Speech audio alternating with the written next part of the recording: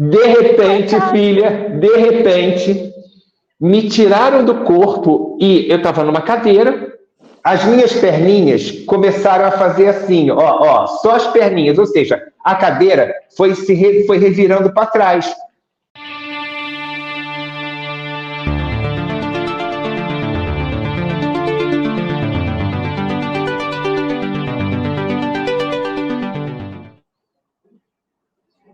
Oi, tio. Oi, filha. Um beijo, meu amor. Tudo ótimo. Nossa, que lugar lindo, hein? Hoje eu tô vendo aqui em aí. Évora. É o Templo de Diana aqui atrás. E hoje eu vou caminhando e conversando contigo. Que Perfeito. A gente veio dar uma voltinha aqui e acabamos de almoçar. Tá um dia relativamente bonito e quente, então a gente está aproveitando para dar uma voltinha aqui na cidade. Vou te mostrar um pouquinho. Perfeito, filha, perfeito. Tio, Fala, minha filha. Ia te contar, quando era criança, eu tinha fascínio pela história da bruxa de Évora. E depois eu descobri que a bruxa nem Évora passou. Que aqui não tem bruxa nenhuma, assim. Ninguém nem conhece. É sempre assim, né? Quem conta um conto aumenta um ponto. É exatamente, não é verdade, filha? A cara da decepção. Assim. Exatamente, eu imagino. Vou conversando contigo, tio, porque eu queria saber, né? Eles falavam muito dos poderes da bruxa de Évora, inclusive da transmutação de materiais, que ela tinha uma coisa meio de alquimia também, né?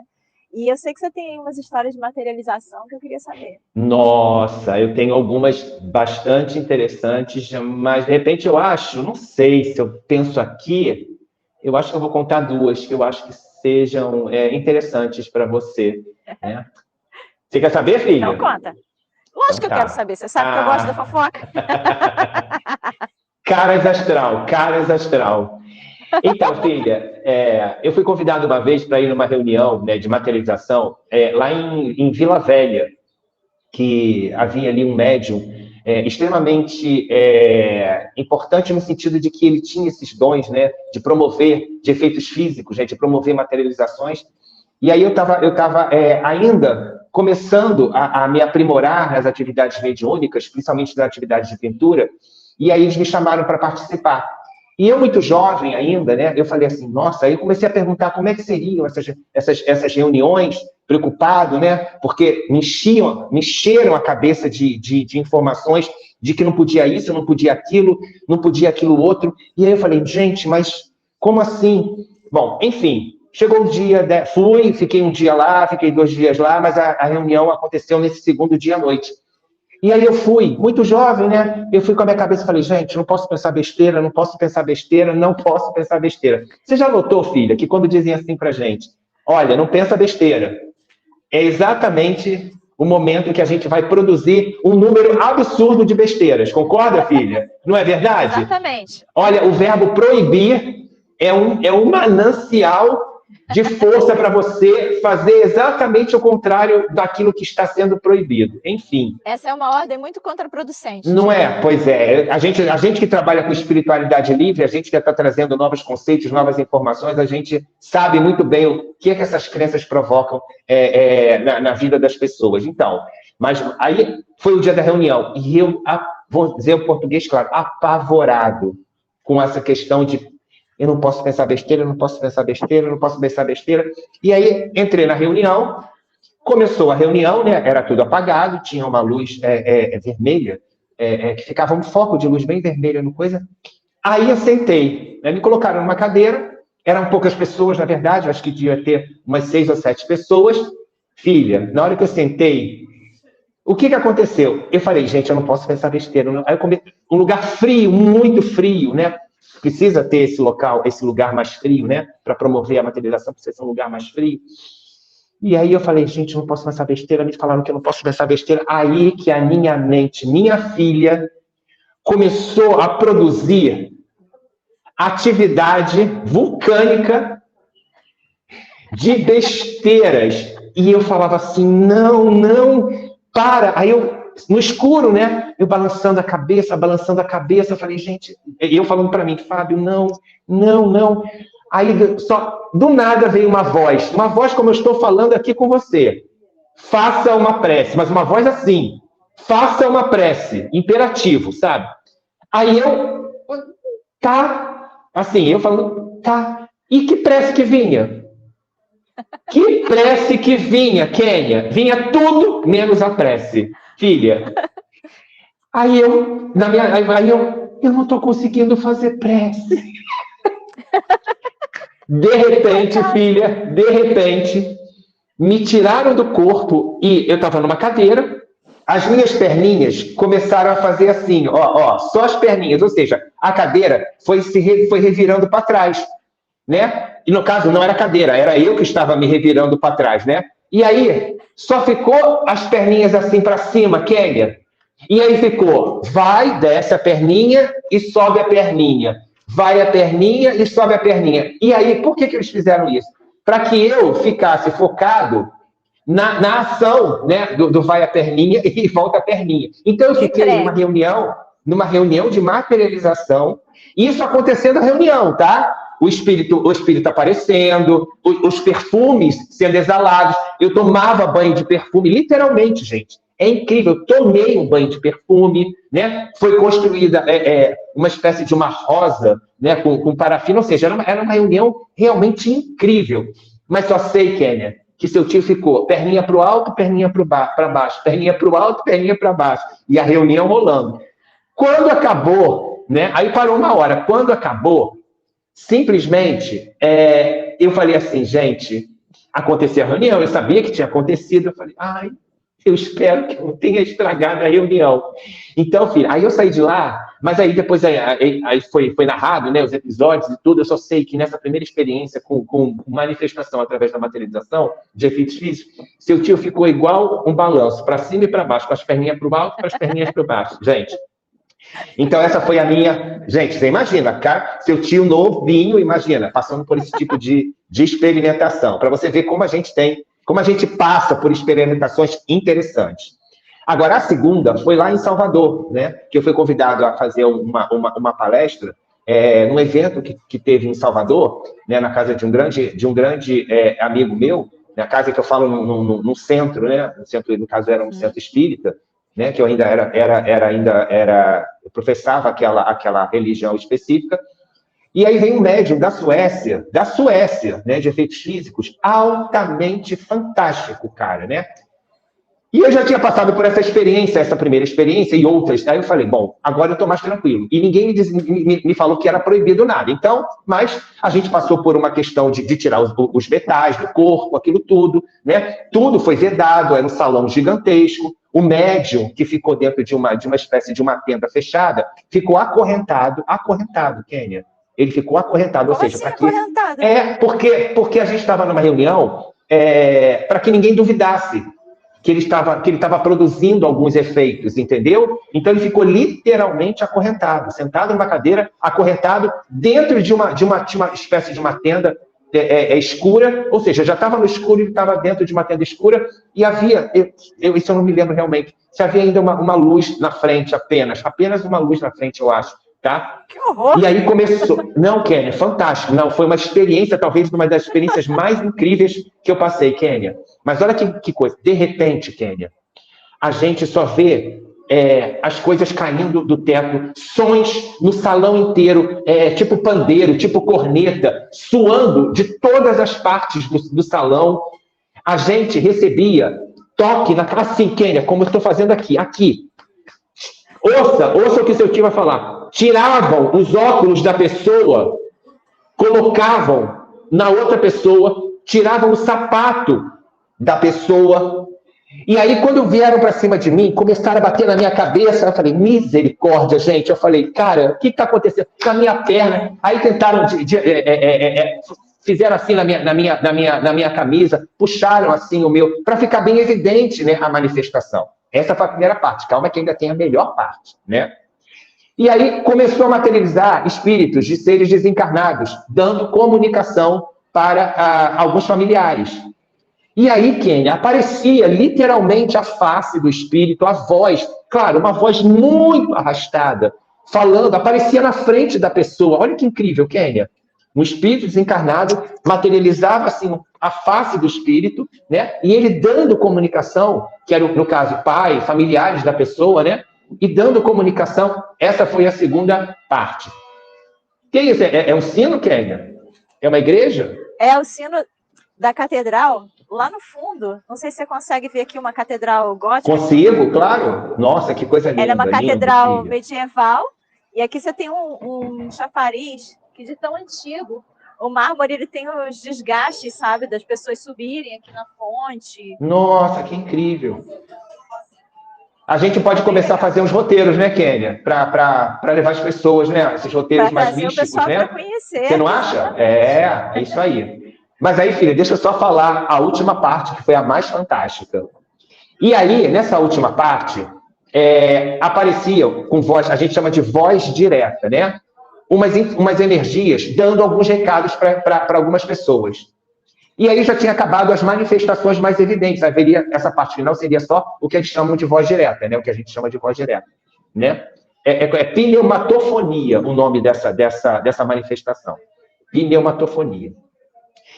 E aí, do nada, primeira comuniquéria, eu quieto, e me colocaram exatamente no lugar à frente de onde estava o médium fazendo... proporcionando a manifestação. Do nada, surge uma voz assim. Era uma voz de um ser que se manifestava como uma forma infantil.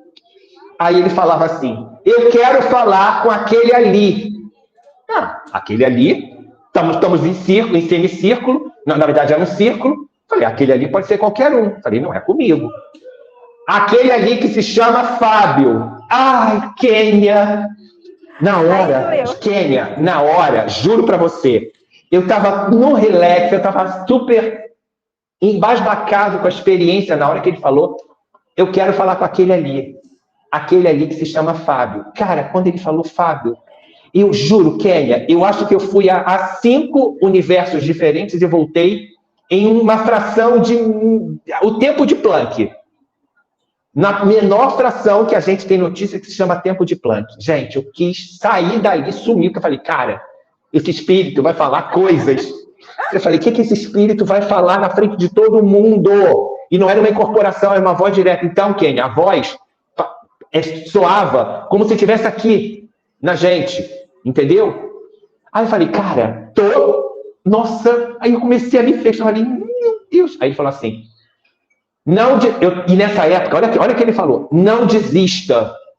Ele falou assim para mim, você não vai desistir. Porque nessa época eu estava querendo chutar, não é nem o balde, chutar o mundo, tipo assim, de saco cheio, porque não era aquilo que eu queria, sabe?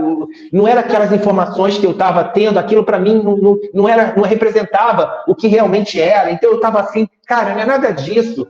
Isso eu já sei, isso aí não tem a ver com aquilo que eu realmente tenho internamente como objetivo. Então eu estava a fim de chutar o mundo.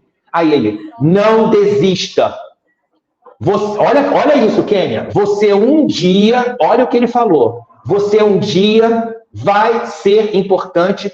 Olha o que ele falou, para a humanidade. Cara, ele falou isso. E nossa, eu estou até emocionado, eu estou até arrepiado. Nossa, a cena veio aqui na minha cabeça agora. Você vai ser importante para a humanidade. O planeta precisa de pessoas corajosas como você. Nossa, eu estou muito... Nossa. Na hora, ninguém entendeu o que ele estava dizendo. Ele falou, foi importante, não desista. Ninguém estava sabendo, não tinha falado com ninguém. Claro, não fez esse sentido assim para você, né? Na hora, não. Hoje, falando agora para você... E por isso eu trago essa informação para você, filha, para você ver que como as coisas, elas estão linkadas, sabe? Em tempos e espaços diferentes, sabe, filha? Hoje faz total sentido. Nossa, eu vou me emocionar. E graças a mim, eu não chutei o balde. Graças a mim, eu fui, sim, muito corajoso de enfrentar a realidade, sabe? De ter quebrado estruturas, normas, regras extremamente obsoletas, arcaicas, estagnadas, que não representam aquilo que eu realmente acredito. E hoje, eu posso dizer que hoje eu sou um ser livre, independente e extremamente feliz. E aí a gente revendo essas informações, né, filha? A gente vê que, poxa, olha como são as coisas, né? Lá quando eu estava ainda estacionado naquele momento, eu quis chutar, né? Eu quis largar. E eu, através, não foi por causa disso que eu recebi o recado, entendi, eu falei, eu resolvi continuar, né, com a proposta e aí quebrando barreiras e quebrando muros e quebrando resistências minhas, não são dos outros não, nem do mundo, para falar a verdade, quebrando resistências minhas. E hoje a gente está aqui num canal, né, nesse canal que a gente tem, né, que é o Portal Expandir, que a gente está propondo às pessoas, né? A gente não está trazendo reflexão, a gente não está trazendo verdade, a gente está trazendo reflexão para que as pessoas possam pensar. Então, essas duas experiências foram, assim, bem marcantes, principalmente essa última, minha filha, porque diz exatamente o momento, né, que eu não tinha entendido e o momento hoje que eu entendo perfeitamente o trabalho que a gente está fazendo e como é importante o trabalho que a gente está fazendo. E como tu dá escolha também, né, tio? Porque sempre, filha, sempre. Eles já tinham esse panorama, a gente muitas vezes recebe o recado, mas não entende.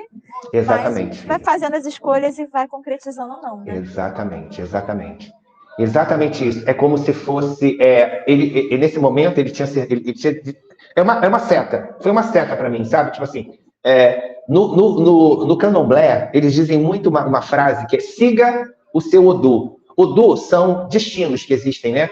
Existem Odus no candomblé, caminhos, né? Então, eu vou pegar exatamente esse dizer e peço permissão, né, ao povo do candomblé, né, para dizer isso. Siga o seu Odu, ou seja, siga o seu caminho, sabe? O caminho é feito de escolhas, como a gente falou, e eu me escolhi.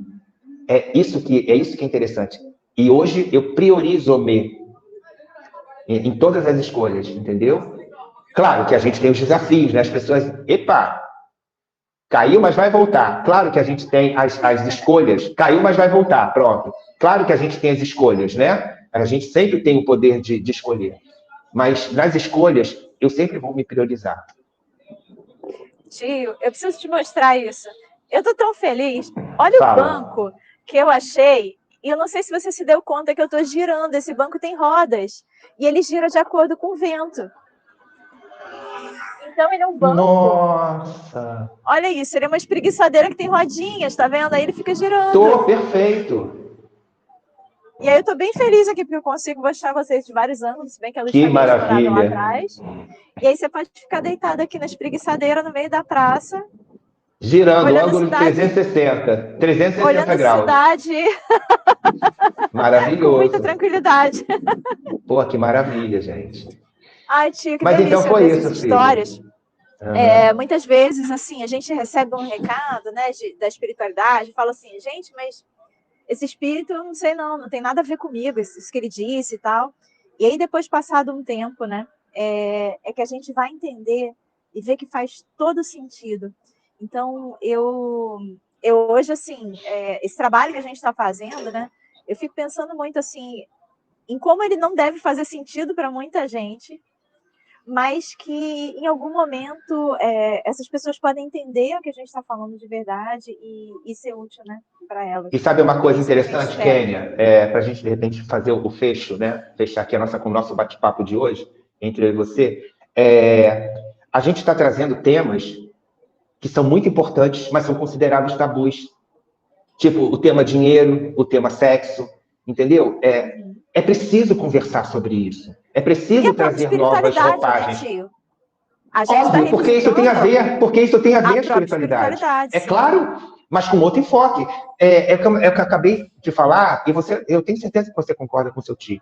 A gente não está aqui arrotando verdades, né, e nem forçando ninguém a acreditar naquilo que a gente está falando. O que a gente está trazendo é promover a reflexão. É só isso. É isso. Porque através da reflexão, você consegue sair do lugar onde você está. Porque se você não refletir sobre as coisas, você vai simplesmente ficar parado no tempo e no espaço, sem conseguir se movimentar. Então, nós estamos promovendo, sim, é um tapa na cara, é um empurrão, é um soco, é um choque. São questões que a maioria acha melhor não tocar, mas também acha melhor não se resolver, ainda permanece com as questões vendidas aí, clamadas e aplaudidas pela maioria, né?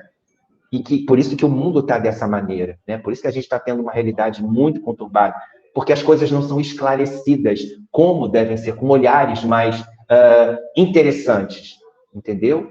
Então, são essas questões que a gente está aqui trazendo para as pessoas. E a gente fica feliz por causa disso. Tio, obrigada por mais uma história. 2, na verdade. 2. E eu vou continuar minha caminhada aqui por Évora. Assim que eu conseguir desgrudar aqui desse banco aqui, tio, vai ser a melhor coisa da vida. Quase formando um portal. Quase formando um portal. Tio, isso aqui foi a ideia mais inteligente do mundo. Eu adorei isso. Eu posso bastante interessante. O dia inteiro aqui nessa cadeira. É bastante interessante. Tá bom? Tá bom, minha filha. Beijo. Beijo no coração. Tio, tchau, ótimo passeio, tchau. meu amor. Tchau, minha filha. Pra você também. Tchau, tchau. Tchau.